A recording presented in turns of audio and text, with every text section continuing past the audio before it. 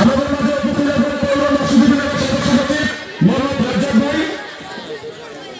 যাকে আমরা তার জন্য একটি তালিম বসবো।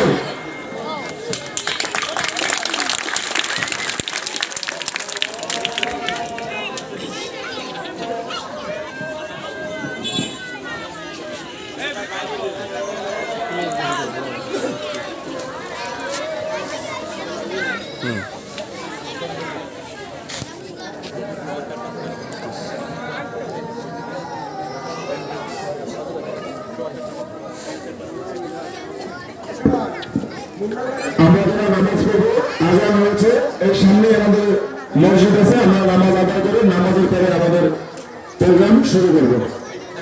4:30-এ আমরা আমাদের প্রোগ্রামের আনুষ্ঠানিকতা শুরু করবো।